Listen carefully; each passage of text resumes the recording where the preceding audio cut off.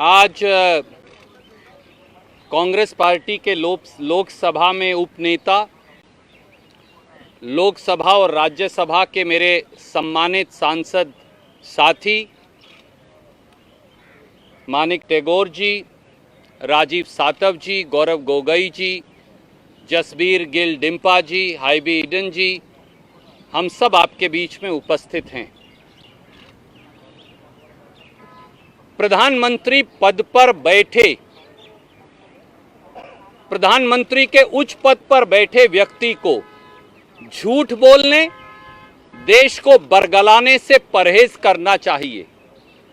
ऐसा कोई भी कार्य निंदनीय भी है और प्रधानमंत्री के लिए अशोभनीय भी।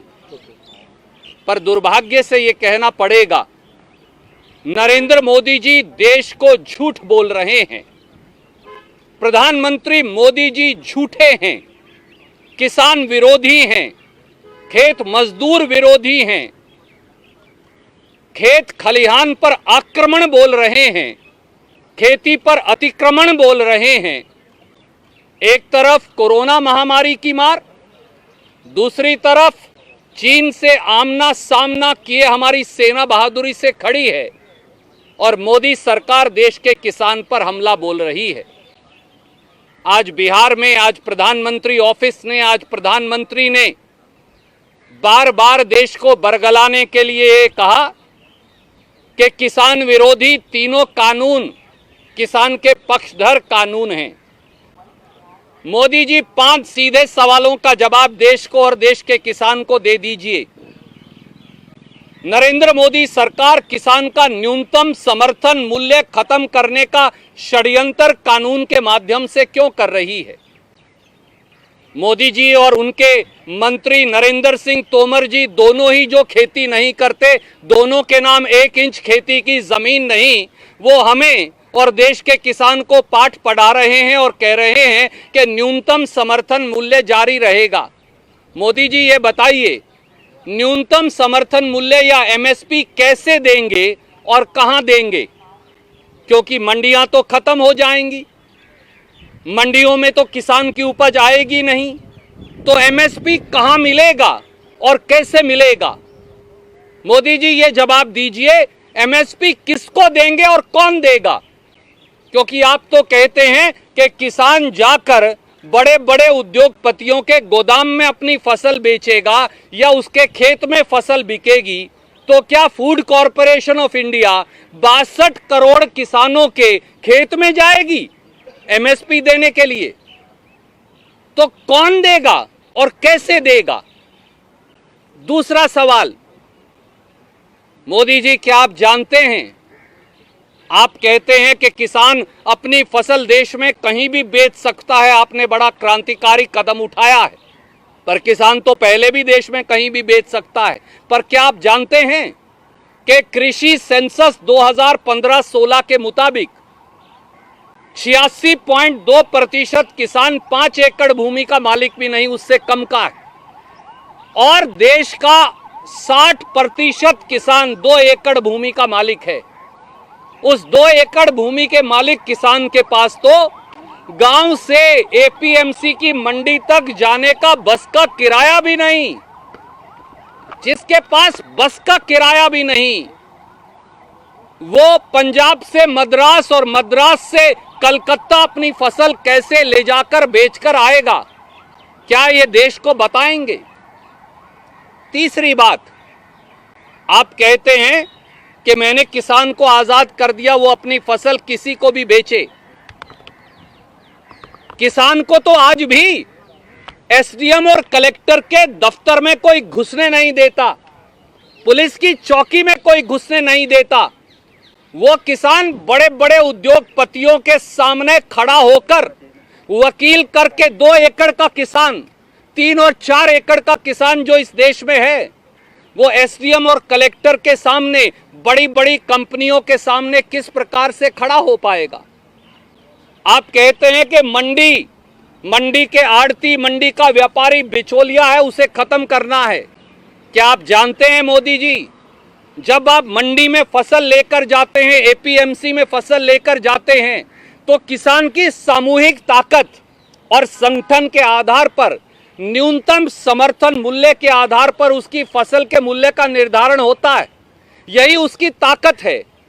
पर जब आप मंडी ही तोड़ देंगे, जब एपीएमसी एक्ट ही तोड़ देंगे, जब उसको अपनी फसल अपने खेत में बेचनी पड़ेगी, तो 15.5 करोड़ किसान या कुल 62 करोड़ देश का किसान और खेत मजदूर अपने खेत में 2-2 एकड़ के लिए सामूहिक संगठन बनाकर रेट का निर्धारण कैसे करेगा?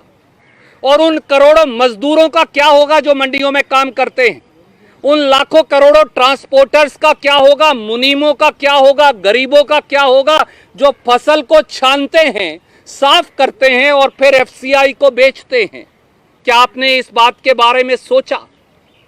और प्रांतों की आय वो मार्केट कमेटी की फीस से होती है, ग्रामीण विकास फंड से होती है, उससे गांव की सड़कें बनती हैं। कल भी हमने बताया कि अकेले पंजाब में 70,000 किलोमीटर ग्रामीण सड़कें हमने मार्केट फीस से बनाई।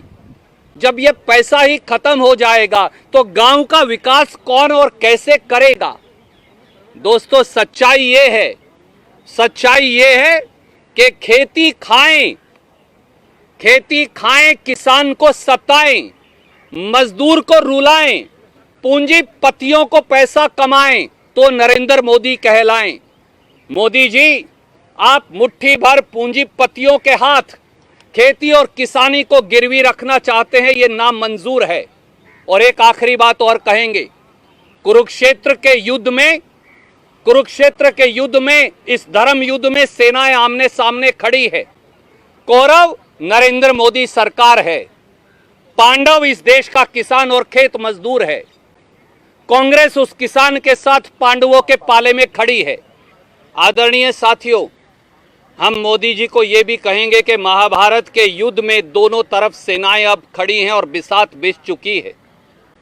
एक तरफ भारतीय जनता पार्टी है जो कौरव हैं इस देश के किसानों के विरोधी, और दूसरी तरफ किसान और खेत मजदूर पांडव खड़े हैं। कांग्रेस पांडवों के पाले में खड़ी है। अब केवल भारतीय जनता पार्टी को नहीं, अब सत्ता की चाशनी और मलाई खा रहे हर राजनीतिक दल को निर्णय लेना पड़ेगा। नीतीश बाबू, जनता दल को यह निर्णय करना पड़ेगा, वो कौरवों के पाले में मोदी जी के साथ खड़े होंगे किसान के विरोध में या किसान के पक्ष में। अकाली दल बादल को भी यह निर्णय करना पड़ेगा कि वो कौरवों के साथ हैं या किसान के साथ हैं। उनके साथ साथ टीआरएस को भी यह फैसला करना पड़ेगा, एआईएडीएमके को भी यह फैसला करना पड़ेगा, भारतीय जनता पार्टी जेजेपी को भी यह फैसला करना पड़ेगा, वाईएसआर कांग्रेस को भी यह फैसला करना पड़ेगा। इस देश के हर राजनीतिक दल को अब यह फैसला करना पड़ेगा कि वो किसान विरोधी मोदी सरकार कौरवों के साथ खड़े हैं या वो पांडवों के साथ देश के किसानों के पाले में खड़े होने को तैयार हैं। ये निर्णय अब सबसे आवश्यक है। सत्ता की मलाई और चाशनी बहुत खाली, अब देश के किसान और मजदूर के पक्ष में खड़े होने का समय है और यही वक्त की मांग भी है।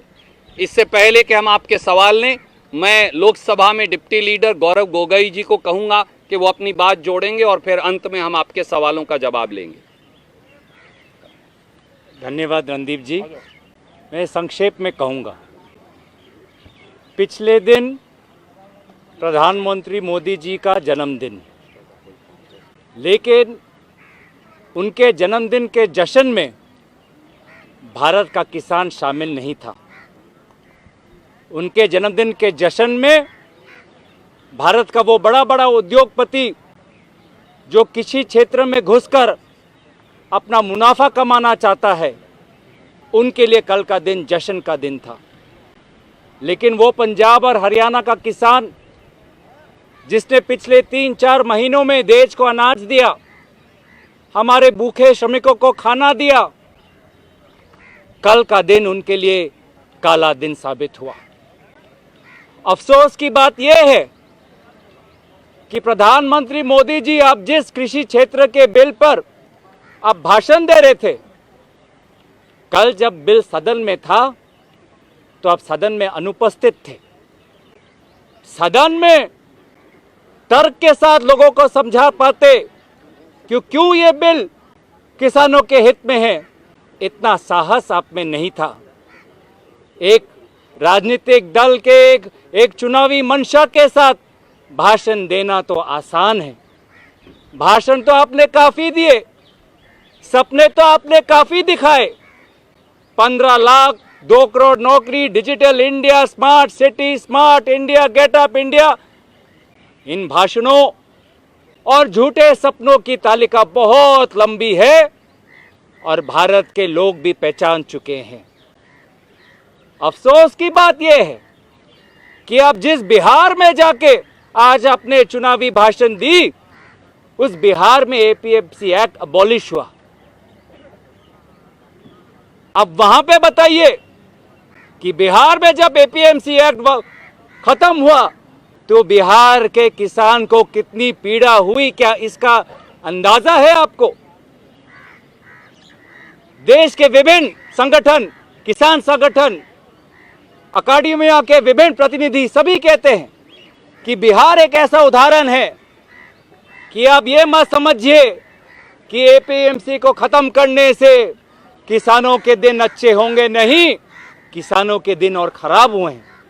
अगर किसान कहीं सुरक्षित अपने आप को महसूस करता है तो पंजाब जैसे राज्य में, जहां पे हमारे मुख्यमंत्री कैप्टन अमरिंदर सिंह ने उनको आशा की किरण दिखाई। इसीलिए मैंने ये बात रखी थी कि भाजपा और मोदी जी के बातें ये जैसे मकड़ी की जाल है वैसे हैं। सुनने में तो अच्छे, लेकिन आप जब करीब जाते हो तो उस मकड़ी के जाल में फंसकर आपका घर नष्ट हो जाता है। यही हुआ डिमोनेटाइजेशन में, यही हुआ लॉकडाउन में, यही हुआ जब जिस तरीके से जीएसटी की प्रक्रिया पूरे देश में लगाई। तो मोदी जी के भाषणों में ना विश्वास सुनाई देता है, ना विकास दिखाई देता है, सिर्फ दिखाई देता है तो उद्योगपति के चेहरों की मुस्कान। धन्यवाद। नेशनल दस्तक की आपसे गुजारिश है कि अगर इसको बचाना चाहते हैं तो नेशनल दस्तक को सब्सक्राइब करने के लिए रेड कलर के सब्सक्राइब बटन को दबाएं, फिर बेल आइकन की घंटी दबाएं। नेशनल दस्तक को बचाने के लिए बहुत जरूरी है कि हर खबर को शेयर करें, लाइक करें, कमेंट जरूर करें।